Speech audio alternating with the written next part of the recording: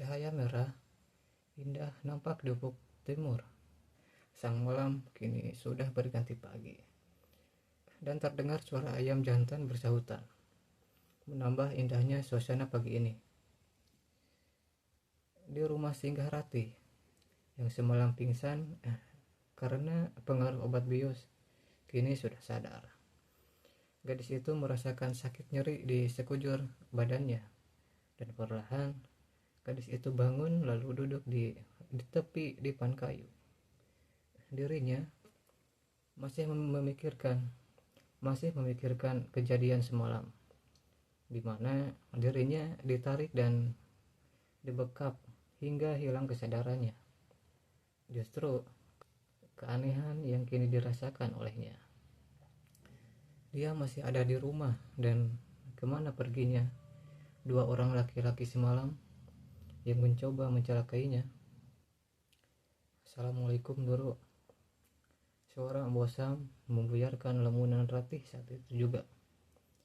Waalaikumsalam. Sebentar, Mbok. Ratih beranjak lalu membuka pintu. Ada apa, Mbok? Pagi-pagi datang kemari, kata Ratih lalu duduk di kursi. Sumini yang meminta Mbok datang kemari. Saat mendengar itu, Ratih mengerutkan keningnya dan menatap lekat ke arah Mbok Sam. Kok tumben sekali wanita itu perhatian padaku? Atau Ratih membatin, lalu membualkan matanya seraya mendekat ke arah Mbok Sam. Lalu apa katanya lagi, Mbok? Ratih menelisik lewat pertanyaan. Anu Doro Putri, katanya cuma memastikan keadaan Doro atas perintah Juragan Suryo, karena Juragan pagi ini pulang dari kota. Begitu. Baiklah, Mbok. Sekarang Mbok bisa kembali ke rumah dan katakan pada Sumini kalau aku baik-baik saja. Ratih senyum lalu melangkah masuk ke dalam kamarnya. Mbok Sam yang merasa seperti ada hal yang ganjil, tapi Mbok Sam tak berani bertanya lebih jauh kepada Ratih. Asli hanya saja perasaannya yang tiba-tiba menjadi gundah gulana saat itu. Saat tiba di rumah, Sumini rupanya sudah menunggu kedatangan Mbok Sam di teras rumah. Bagaimana, Mbok? Apa Nona Ratna Ayu baik-baik saja? Kata Sumini berpura-pura perhatian pada Ratih.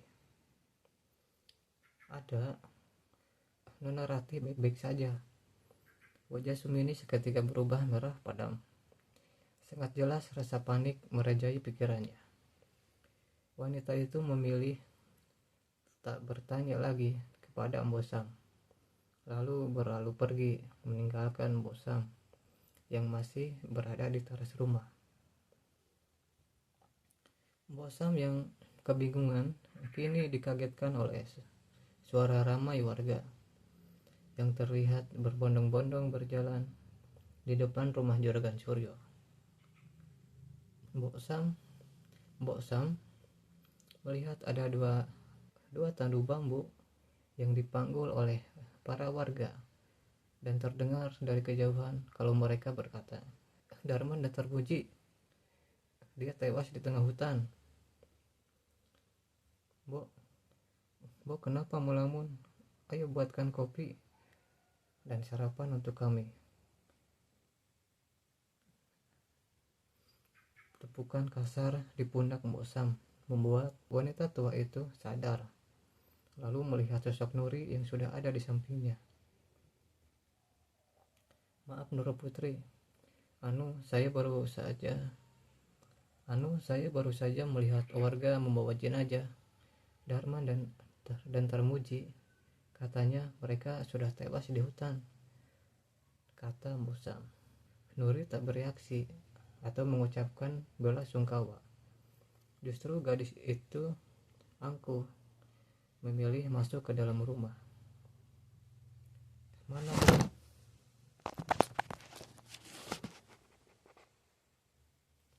kata dia. Mana Mbok Sam Nur? Kenapa lama sekali? Dia kenapa lama sekali? Disuruh buat sarapan. Kamu kok masih saja di luar?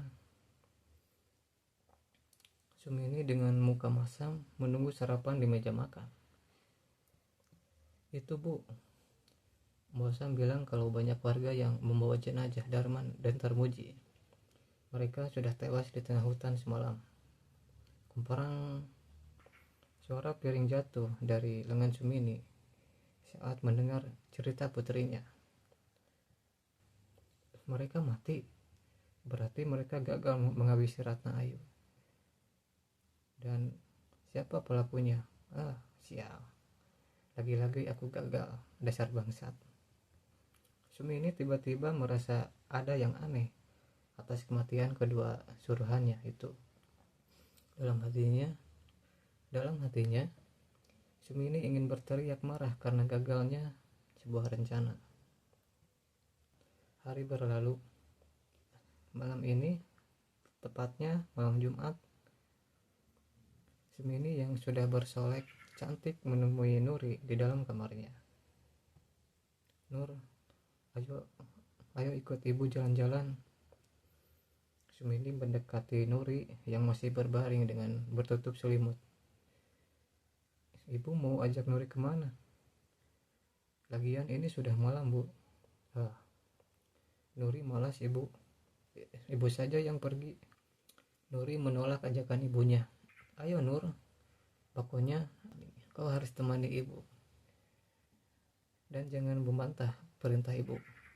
Sumini sangat gak sabar karena waktu yang dijanjikan untuk Ki Renggo adalah malam ini. Ibu, apa-apaan? Ibu kok maksa Nuri, Bu? Nuri tidak mau.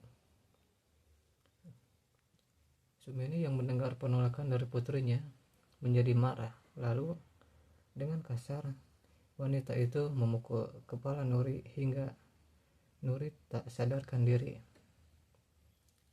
Ayo bawa dia, kita harus sampai ke rumah Ki Renggo sebelum tengah malam.